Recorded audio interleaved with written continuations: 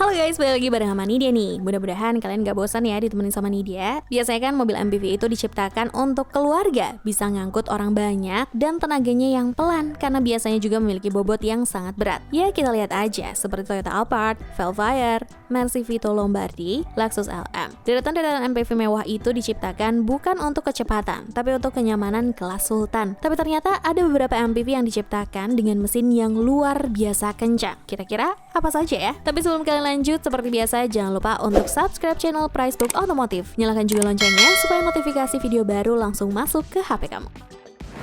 Mercy yang satu ini memang tidak populer di Indonesia, meskipun ada beberapa unit juga di sini, cuma yang jelas menjadi barang yang sangat langka. R-Class merupakan sebuah large MPV milik Mercedes-Benz yang diproduksi di Amerika Serikat, diproduksi sejak 2005 hingga 2017. Mobil ini terlahir karena suksesnya MPV A-Class dan B-Class, dengan Mercedes ingin memberikan MPV yang lebih besar lagi, khususnya pasar Amerika. Kira-kira mobil yang bulky gini, kenyamanan kelas atas, suspensi empuk, kepikiran nggak sama kalian kira-kira nih tenaganya berapa gitu? Pasti kalian ngira mirip-mirip sama Alphard kan? Well, masalahnya adalah mobil ini tidak terlahir untuk menjadi sebuah AMG. Karena versi standar mobil ini adalah R350 yang menggunakan mesin 3000cc V6. Sampai akhirnya tangan-tangan iseng AMG yang bikin mobil ini jadi R63. Menggunakan mesin yang diambil dari C63 AMG 6200cc V8 naturally aspirated dengan tenaga 507 horsepower dan menyalurkan tenaganya ke 4 roda alias 4MATIC. Meskipun mobil ini memiliki berat lebih dari 2,5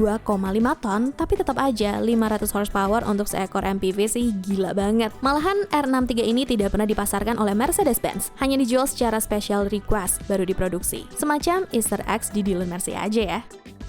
Kalau misalnya dia cuma bilang S-Max doang, pasti kalian ngiranya kalau ini keluarganya N-Max dan X-Max ya.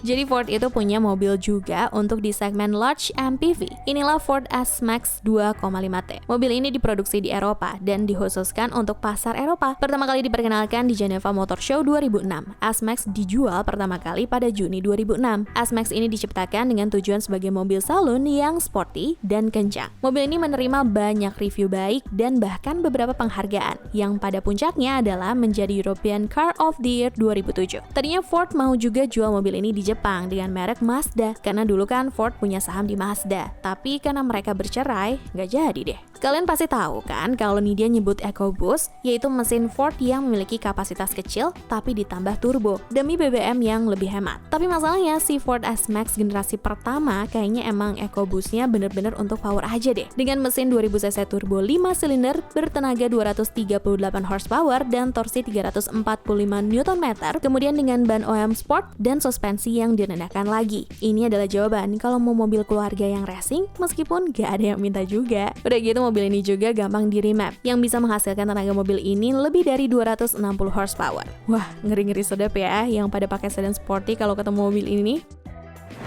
Mobil Perancis emang paling demen kalau soal eksperimen, apalagi eksperimen gila. Bahkan eksperimen tersebut banyak yang berhasil. Misalnya aja Renault Clio V6, mobil yang sangat sukses di pasaran. Tapi kayaknya Renault nganggap eksperimen terlalu serius melalui Renault E-Space F1. Sekarang gini, orang gila mana yang mau masang mesin Formula One di sebuah MPV segede Alphard? Cuma pegawai Renault doang kayaknya yang berani deh. Pada tahun 1995, Renault sedang memiliki masalah yang sebenarnya tidak perlu dianggap masalah. Mereka cuma mau merayakan selebrasi 10 tahun keikutsertaan Renault di ajang Formula One dan ingin juga merayakan kesuksesan Renault E-Space yang sudah berumur 1 dekade. Sampai akhirnya ada mas-mas di tengah rapat Renault yang ngasih usul ke atasannya, "Pak, gimana kalau kita pasang mesin F1 di E-Space?" Anehnya di-approve. Bosnya juga rada-rada gitu kayaknya. Hasil akhirnya sih bisa dibilang luar biasa tapi menakutkan. Seekor MPV E-Space dengan mesin V10 dari Formula One yang disandingkan dengan gearbox 6-speed sequential dengan tenaga 789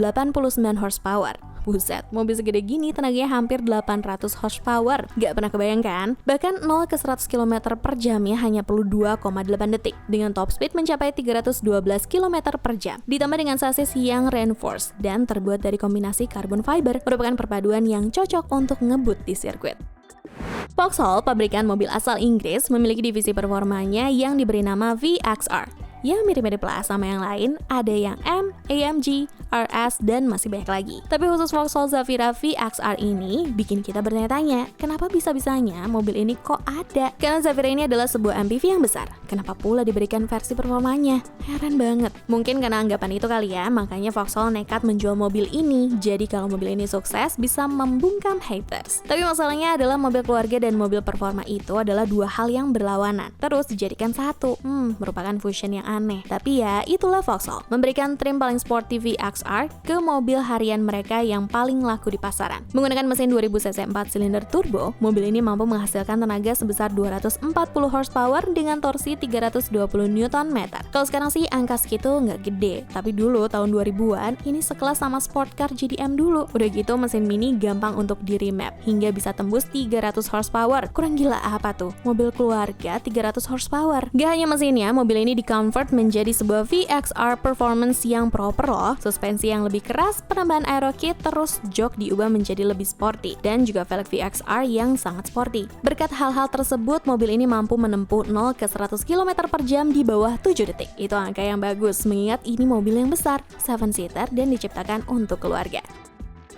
Toyota Sienna kalau secara looks ya ini pasti orang nganggepnya ya udahlah MPV punya Toyota. Paling gak jauh-jauh jenisnya dari Alphard, Previa, dan saudara-saudaranya yang lain. Kayaknya mobil ini lebih cocok untuk dimiliki seorang bapak-bapak yang suka nganter anaknya ke sekolah, terus jalan-jalan sama keluarga di weekend. Terus desainnya juga kelihatan biasa aja. Belum tahu aja kalian rahasia di balik kap mesinnya. Ya memang bukan mesin V8 dengan tenaga 500 horsepower sih, tapi setidaknya mobil ini menggunakan mesin V6 3000cc yang mampu menghasilkan tenaga 296 horsepower. Toyota Alphard aja tuh cuma 170-an horsepower loh tenaganya, ini hampir 300. Meskipun mobil ini kelihatannya sleeper, tapi keputusan Toyota menyematkan mesin V6 Tacoma ini adalah sebuah keputusan yang luar biasa. Dengan badan yang sebesar ini, akselerasi 0 ke 100-nya bisa tuntas dalam waktu 7 detik. Itu angka yang impresif untuk sebuah mobil yang bulky, bengkak, dan gede banget. Keren ya, Toyota ternyata bisa juga ngasih mesin yang kenceng. Udah, tapi kalian jangan minta mesin 2JZ dimasukin ke sini, tambah aneh ntar yang ada.